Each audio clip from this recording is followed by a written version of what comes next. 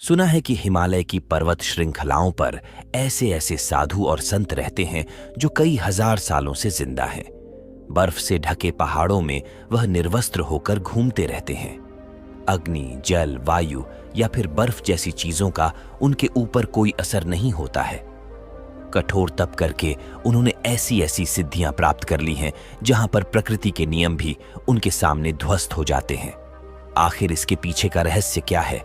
क्यों प्रकृति के नियम उन पर काम नहीं करते हैं? क्यों कोई भी बीमारी उन्हें छू नहीं पाती है? आज की इस कहानी के माध्यम से हम उन योगियों की दिनचर्या, उनके खान पान और उनके योग अभ्यास के बारे में जानेंगे जो किसी को भी लंबी उम्र और निरोगी काया प्रदान कर सकते हैं। तो चलिए कहानी शुरू करते हैं। बचपन से ही श्याम सन्यासी प्रवृत्ति का था। जब वह पैदा हुआ था तो पंडित ने भी उसकी कुंडली देख देखकर यही बताया था कि यह बच्चा बड़ा होकर कोई साधु बनेगा। स्वाभाविक रूप से श्याम के माता पिता को यह बात अच्छी नहीं लगी। कौन माता पिता अपने बच्चे को साधु के रूप में देखना चाहता है? इसीलिए उसके माता पिता अक्सर उसे सन्यासियों से दूर रखने की अपनी पूरी कोशिश करते थे। जब भी कोई साधु उनके घर पर भिक्षा मांगने के लिए आता तो वह उसे बाहर भी नहीं आने देते थे। उन्हें ऐसा लगता था कि श्याम कहीं सन्यासी से प्रभावित होकर हमें बिना बताए छोड़कर ना चला जाए। लेकिन बाहर से बंदिशें लगाने से मन कभी कैद हुआ है क्या? क्योंकि मन की प्रवृत्ति ऐसी ही होती है। जिस वस्तु से, जिस विचार से या फिर जिस इंसान से तुम बचना चाहते हो, अनजाने में अवचेतन मन के स्तर पर उसी की ओर तुम आकर्षित हो जाते हो। इसीलिए माता पिता की तमाम बंदिशों के बावजूद श्याम का मन सन्यासियों की तरफ खींचा चला जाता था। एक बार बचपन में जब श्याम अपने माता पिता के साथ हरिद्वार घूमने के लिए गया हुआ था तो उसकी नजर तमाम सन्यासियों पर पड़ी। अपने माता पिता की नजरों से बचकर वह एक सन्यासी के पास पहुंचा। बूढ़े सन्यासी ने जब नासमझ बच्चे के हाथ में फल देखे तो उनके मन में उस बच्चे के प्रति प्रेम और करुणा पैदा होने लगी। वह सन्यासी श्याम को अपने पास बिठाकर उसे खीर, पूरी और हलवा खिलाने लगे। श्याम को भी यह भोजन बहुत स्वादिष्ट लग रहा था। गर्म गर्म पड़िया नारियल और किशमिश वाली खीर, हलवा। इसी बीच श्याम के माता पिता श्याम को ढूंढते हुए उस सन्यासी की कुटिया तक आ पहुंचे। जब श्याम की मां ने श्याम को सन्यासी के पास बैठे हुए देखा तो वह गुस्से से आग बबूला हो गई।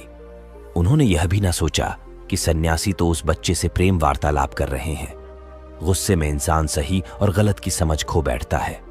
जब नाश मनुज पर छाता है तो पहले विवेक मर जाता है। श्याम की मां ने उस सन्यासी को जली कटी सुनानी शुरू कर दी। आसपास के तमाम लोग सुन रहे थे, उस सन्यासी के शिष्य तक सुन रहे थे।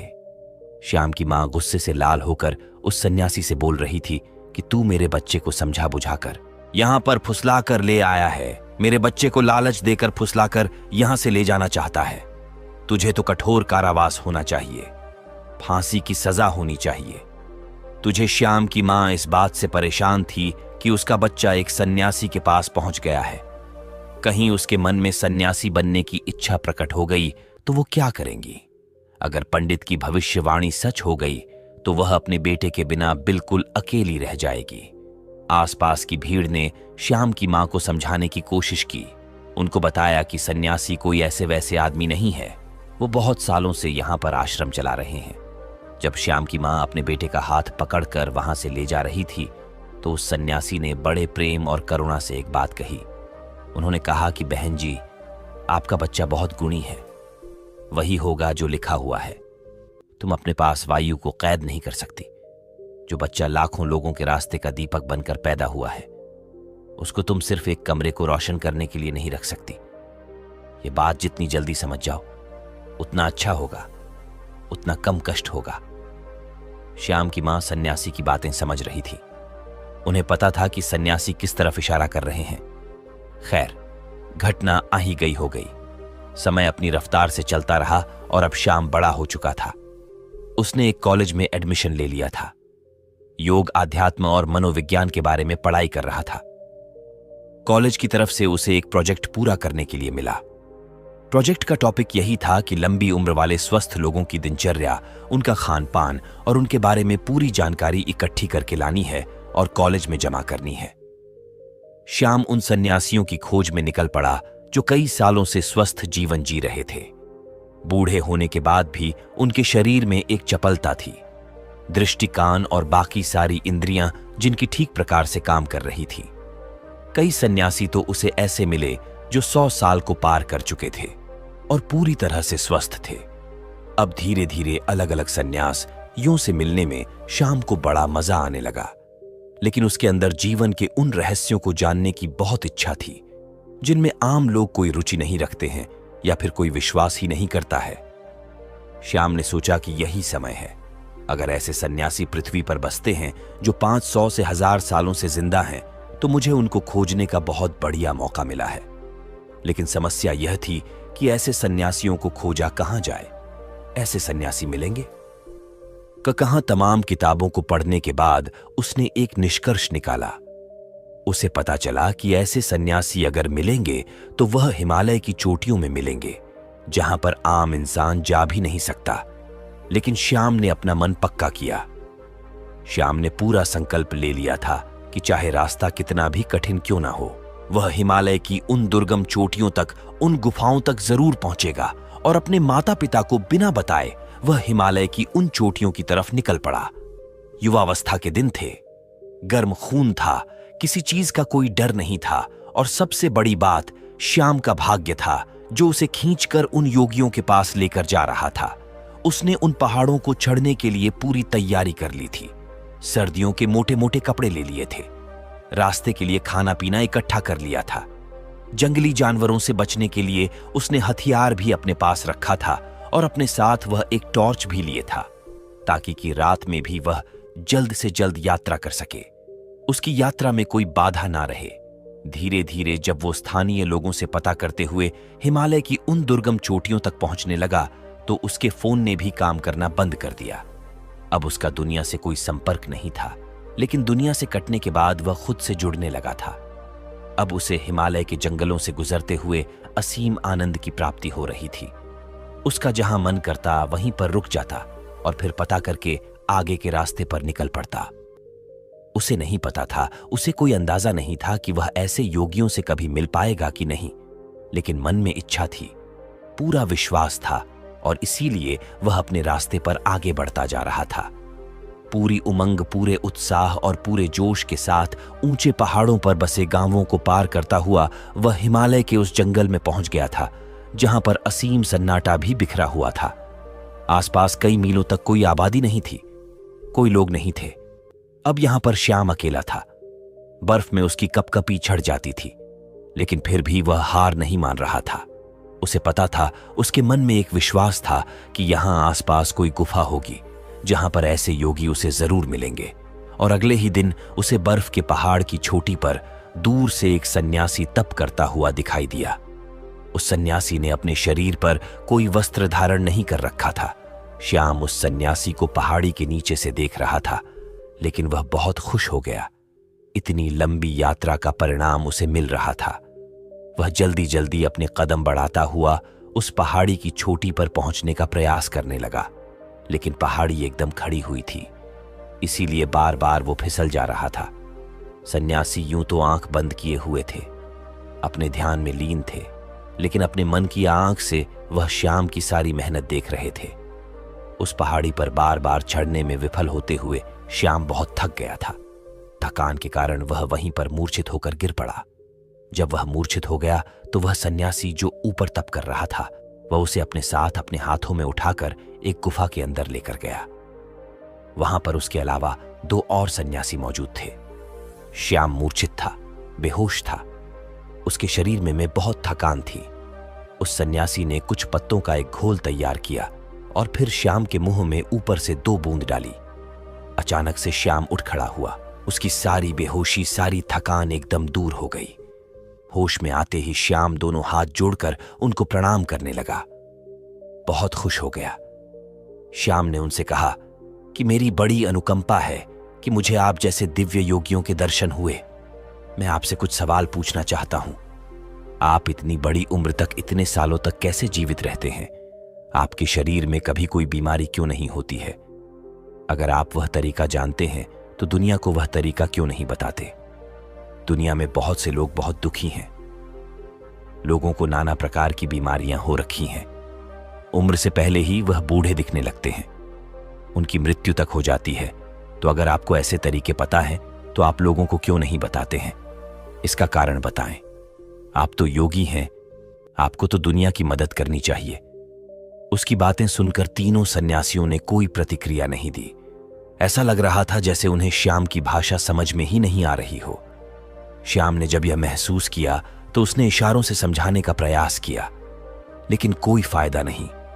अब श्याम उनको समझा समझा कर थक चुका था और एकदम शांत और चुपचाप बैठा हुआ था। वह सोच रहा था कि मेरा इतनी दूर आना एकदम व्यर्थ हो गया, एकदम बेकार हो गया। दर्शन तो हुए, लेकिन जो सवाल मेरे मन में थे उनका जवाब नहीं मिला। श्याम ने सोचा कि इतना लंबा सफर तय करके आया हूं, कुछ दिन इनके साथ रहता हूं, इनकी दिनचर्या ही देख लेता हूं, शायद उससे कुछ पता चल जाए। और यह सोचकर श्याम वहीं पर रहने लगा। सन्यासी एक दूसरे से बिल्कुल भी बात नहीं करते थे, एकदम मौन रहते थे, चुप रहते थे, किसी एक सन्यासी को दूसरे से अगर कोई काम होता तो वह बिना बोले ही एक दूसरे के मन की बात समझ लिया करते थे। अब श्याम को बेचैनी होने लगी। एक गुफा में चुपचाप बैठे रहना, भला इससे क्या होगा? यह कैसा जीवन है? सन्यासी बैठे हुए सिर्फ योग अभ्यास करते रहते थे, तप करते रहते थे। उनके चेहरे पर, उनकी आंखों में एक गजब का ठहराव था, एक गजब की शांति। जो भी उनके मुखमंडल की आभा को देख ले तो उनकी तरफ आकर्षित रहे बिना रह नहीं पाए। श्याम ने पाया कि सन्यासी खाना बहुत कम खाते थे और जो भी खाते थे उसे पूरे मन से बनाते थे, पूरे भाव विभोर होकर बनाते थे। सुबह ब्रह्म मुहूर्त में उठना, ठंडे पानी से स्नान करना और फिर सर्दियों की धूप में बर्फ पर बैठकर ध्यान साधना करना, यही उनका काम था। 2 दिन तक उनके अनुसार काम करने के बाद वहां रहकर श्याम ऊब चुका था। वो न किसी से बात कर पा रहा था, न अपने मन के सवालों को शांत कर पा रहा था। 3 दिन बाद श्याम ने वहां से जाने का निश्चय किया। उन्होंने उनके सामने प्रणाम किया और उनको प्रणाम करते हुए कहा कि शायद मेरा प्रणाम भी आप स्वीकार ना कर पाओ, क्योंकि आपको उसका मतलब नहीं पता होगा, लेकिन मैं आपसे मिलकर धन्य हो गया और अब मैं आपसे अलविदा चाहता हूं। और यह कहकर वह अपने चेहरे पर मुस्कान लेकर उन योगियों के पैर छूकर वापस चलने के लिए तैयार हुआ कि तभी उसके कानों में बूढ़े सन्यासी की आवाज आई। बूढ़े सन्यासी ने कहा कि अपने सवाल का जवाब तो सुनते जाओ। श्याम यह सुनकर आश्चर्यचकित हो गया। वो कुछ बोलना चाह रहा था, लेकिन सन्यासी ने उसे चुप करते हुए कहना शुरू किया कि सबको अपने मन के सवालों के जवाब चाहिए, लेकिन सभी सवालों के जवाब मौन में छिपे हुए हैं। तुमने मौन रहकर बिना कोई सवाल किए हमारी दिनचर्या देखी। अगर मैं तुम्हें वह बताने का प्रयास करता, समझाने का प्रयास करता, तो शायद कोई खास बदलाव नहीं आते। तुम एक कान से सुनते और दूसरे से निकाल देते, और यही तो दुनिया करती है। सचमुच में कौन इच्छुक है? यह ज्ञान पाने का सवाल यहां खड़ा होता है। 2 दिन तक इस दिनचर्या का पालन करने के बाद तुम्हारा मन ऊब गया, मतलब तुम भी नहीं चाहते इन सारे तरीकों को जानना। हालांकि तुम्हें पता है कि हमारे इस भोजन, इस दिनचर्या के कारण ही हमारा शरीर हमेशा निरोगी रहता है, हमेशा स्वस्थ रहता है, लेकिन तुम इसका पालन नहीं कर सके। 3 दिन तक भी नहीं कर सके। 4थे दिन तुम वापस अपने घर जा रहे हो। दुनिया में बहुत कम ऐसे लोग होते हैं जो मौन रहकर दूसरों का ज्ञान खुद प्राप्त कर लेते हैं। अगर तुम सिर्फ मौन रहना, चुप रहना सीख जाओ तो तुम दूसरों के सारे ज्ञान को ग्रहण कर सकते हो। बिना उससे पूछे श्याम ने मुस्कुराते हुए हाथ जोड़कर उस सन्यासी से पूछा कि हे मम्मन, यह बताने की अनुकंपा करें कि आप कौन सा योग अभ्यास करते हैं। क्या आपकी दिनचर्या है जिससे कि आप इतने सालों से जीवित हैं? आपकी उम्र दिखने में तो कोई 60 से 70 साल की लग रही है, लेकिन लोगों का कहना है कि आप 5000 साल से जिंदा है। क्या यह सत्य है? महात्मा सन्यासी ने मुस्कुराते हुए नादान और भोले श्याम के सर पर हाथ फेरा। उन्होंने श्याम को सबसे पहला तरीका बताया। उन्होंने श्याम से पूछा कि हमारे शरीर का सबसे बड़ा भोजन क्या होता है। श्याम सोच में पड़ गया। उसे कोई जवाब नहीं मिला तो सन्यासी ने उसे बताया कि हवा हमारे शरीर के लिए सबसे बड़ा भोजन होता है। हवा हम 24 घंटे खाते रहते हैं और हवा हमारे शरीर के लिए सबसे ज्यादा महत्वपूर्ण होती है। लेकिन आजकल के समय में पूरी हवा प्रदूषित हो चुकी है। इसीलिए जो प्रदूषण से भरी हुई हवा तुम्हारे अंदर जा रही है। वही तुम्हारे शरीर में बीमारियों को जन्म देती है। इसीलिए अगर तुम घर पर ऐसे कमरे में रहते हो जहां पर हवा का आना जाना कम होता है, जैसे कि एयर कंडीशन रूम में होता है, उसमें ताज़ी हवा का आना जाना नहीं होता, तो तुम्हें अपने कमरे में ऐसे पौधे लगाने चाहिए जो 24 घंटे हवा यानी कि ऑक्सीजन देते हो। छोटी छोटी बेल तुम किसी बोतल में डालकर अपने कमरे में रख सकते हो जो तुम्हें 24 घंटे ऑक्सीजन देगी, वह भी एकदम ताज़ी। और लोग दुनिया में यही भूल करते हैं। जिस सांस को वह ले रहे हैं वह कितनी शुद्ध है, इसका कभी आकलन ही नहीं करते। अगर वह लोग यह कभी सोच पाए तो शायद प्रदूषण से मुक्त दुनिया हो सकती है, हमारी पृथ्वी स्वर्ग हो सकती है। दूसरा होता है हमारा खान पान। अधिकतर लोग ज्यादातर समय खाते ही रहते हैं, लेकिन हमारा शरीर भी एक यंत्र होता है और उस यंत्र को भी काम करने के लिए आराम चाहिए होता है। इसीलिए हर समय खाते नहीं रहना चाहिए, कभी भी पूरा पेट भरकर नहीं खाना चाहिए। हमेशा अपने पेट में एक रोटी की जगह छोड़ देना ताकि तुम्हारा पेट हल्का रह सके, थोड़ा खाली रह सके और सांस लेने में भी कोई परेशानी ना आए। तीसरा तरीका होता है हमारी दिनचर्या। सही तरह की दिनचर्या में तुम्हारा योग अभ्यास, शारीरिक व्यायाम, प्राणायाम। अगर तुम दिनचर्या के रूप में इन्हें कर रहे हो तो तुम्हारे शरीर में कभी भी कोई बीमारी आ ही नहीं सकती। लेकिन हम सिर्फ बहाने ढूंढते हैं। हम कुछ काम करना नहीं चाहते, हमें सारी चीजें बैठे बैठे चाहिए और शरीर को जितना आराम दोगे वह उतना ही खराब, उतना ही बेकार हो जाएगा। इसीलिए शरीर से हमेशा काम लेते रहो, आलस्य पैदा मत होने दो। दिनचर्या, हवा और खान पान, इन तीनों को तुम दुनिया में रहते हुए कैसे सुधार सकते हो, इस पर विचार करना शुरू करो। तभी तुम्हारा जीवन बदलेगा और तभी तुम दूसरे लोगों को भी जागरूक कर पाओगे। लेकिन तुम्हारी बात सुनेंगे कौन कौन लोग? बाजार के स्वादिष्ट व्यंजन छोड़कर प्रकृति से सीधे प्राप्त होने वाली फल, सब्जियां या पत्तियां खाने के इच्छुक हैं। लोग तो वही खाना चाहते हैं जो उनकी इंद्रियों को आराम पहुंचाता है, जो उनको स्वाद देता है। देखने में भी वही देखना चाहते हैं जो उनकी आंखों को अच्छा लगता है, और इसीलिए उनकी इंद्रियां वासनाओं की गुलाम हो जाती हैं और धीरे धीरे वही हमारे दुख का कारण बनती चली जाती है। इसीलिए जिस काम में भी तुम्हें ऊब हो रही हो उस काम से बचने का प्रयास मत करो, उसी काम को पूरे मजे से करने का अभ्यास करो। फिर तुम्हारी इंद्रियां आजाद हो जाएंगी और उसके बाद तुम्हारा मन भी एकदम खाली हो जाएगा, वह भी एकदम आजाद हो जाएगा। फिर उसके अंदर वो भावनाएं पैदा होंगी जिसे हम समाधि कहते हैं, जो आनंद की चरम सीमा होती है। और ये कहकर श्याम के सर पर हाथ रखकर उसे आशीर्वाद देते हुए उन्होंने उसे वहां से रवाना कर दिया। तो दोस्तों, कैसी लगी ये कहानी आपको?